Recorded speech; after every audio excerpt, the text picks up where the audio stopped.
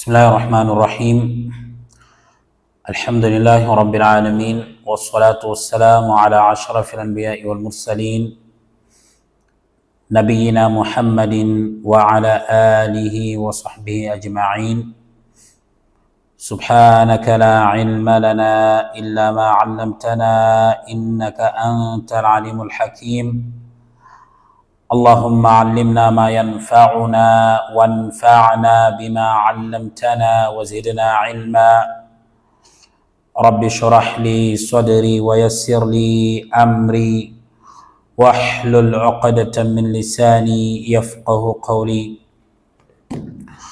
Mes chers frères et sœurs en islam, c'est avec honneur et une joie immense que nous revenons avec vous dans notre programme de rubrique de la lecture du Coran.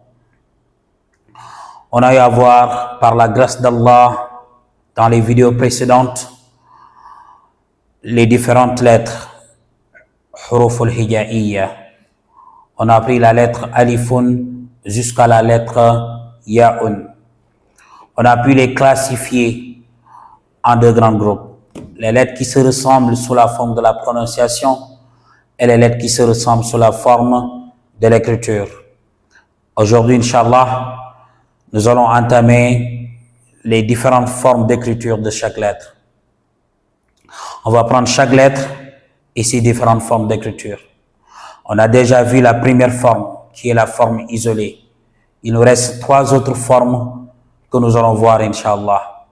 Sans pour autant tarder, nous allons commencer par notre première lettre d'aujourd'hui. La première lettre d'aujourd'hui qu'on va prendre est intitulée Ba'un. Ba'un a quatre formes d'écriture. Quatre formes.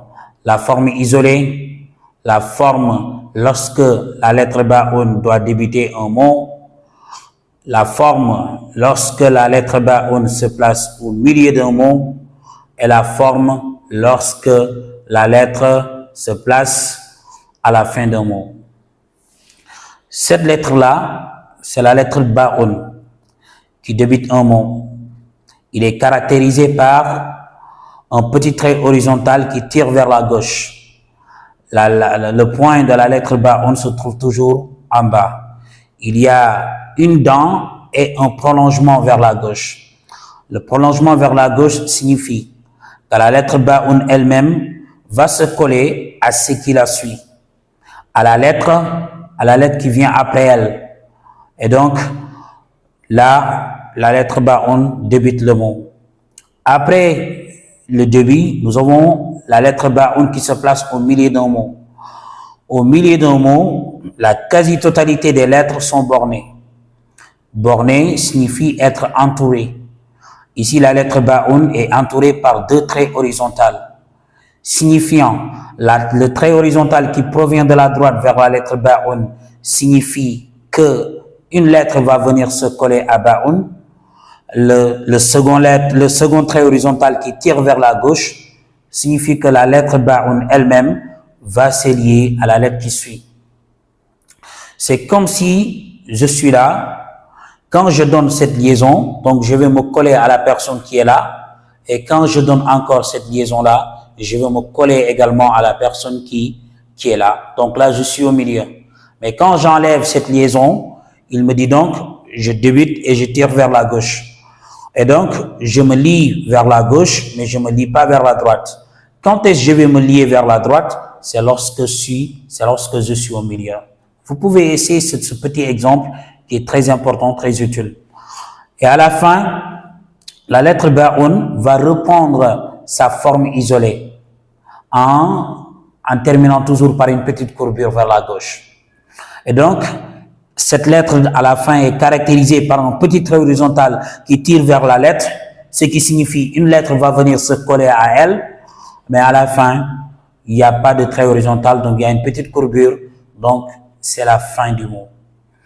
La lettre Ba'un, après nous avons la lettre Ta'un et la lettre Tha'un. La lettre Ta'un et la lettre Tha'un se comportent de la même façon, de la même forme d'écriture que la lettre Ba'un. Et on avait parlé de ce qui les différencie, c'est seulement le point et le nombre de points et l'emplacement des points. Donc la lettre ta'un commence, cette lettre ta'un commence le mot. Pourquoi? Parce qu'il y a un prolongement horizontal vers la gauche et il n'y a pas de trait horizontal de la droite, provenant de la droite. Donc la lettre ta'un débute le mot. Au milieu, elle est bornée, entourée par deux traits horizontaux. À la fin, il y a un trait horizontal qui vient vers la lettre, mais il reprend sa forme isolée, une petite courbure à la gauche. Autrement dit, ce qui caractérise là que cette lettre-là se place à la fin du mot. La lettre Tha'un, même chose. Donc, pour ne pas prendre beaucoup de temps, on va vous laisser donc avec la lettre Tha'un, essayer de comprendre ce qui se cache derrière, par analogie.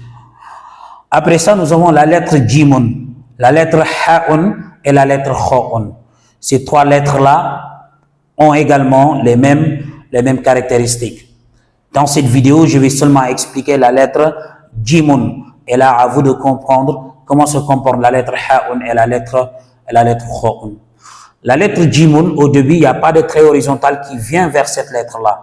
Mais vous constatez avec moi qu'il y a un trait horizontal qui prolonge la lettre. Autre chose encore, vous constatez avec moi que cette lettre-là a perdu sa courbure. Sa petite courbure comme ça, la lettre a perdu la courbure. Donc, il y a seulement la courbure lorsque la lettre est isolée ou lorsque la lettre se place à la fin. Donc, au début, il y a un prolongement horizontal, un trait horizontal qui tire vers la gauche, ce qui signifie donc qu'il y a que la lettre se place au début. Au milieu, toujours pour la lettre Jimun, elle est bornée par deux traits horizontaux. Elle est bornée par deux traits horizontaux, ce qui signifie également qu'il y a une lettre qui va venir se coller à Jimun, et après, Jimun elle-même va aller se coller à la lettre qui suit. À la fin, il y a un petit trait horizontal qui vient vers la lettre, et la lettre va reprendre sa courbure. Ce qui signifie donc, après la courbure, il n'y a pas de liaison. Donc, après la courbure, c'est la fin du mot. Donc, la lettre, à vous de déterminer la lettre Ha'un, la lettre Kha'un. Après ça, on va prendre directement la lettre Sinun. La lettre Sinun, également, quand elle est isolée, elle a une courbure. Au début, la lettre Sinun va perdre sa courbure. Cette courbure-là sera remplacée par un petit trait horizontal qui tire vers la gauche. Au milieu, elle est bornée par deux traits horizontaux. À la fin également, il y a un trait horizontal qui vient vers cette lettre-là et la lettre reprend sa forme isolée. Tout en sachant qu'une lettre va venir se coller à elle. La lettre Sinun, la lettre Shinun, c'est la même chose. Donc, on va juste s'arrêter là pour aujourd'hui. Et dès les prochains cours, Inch'Allah, nous allons continuer. Wassalamu alaikum wa rahmatullahi wa barakatuh.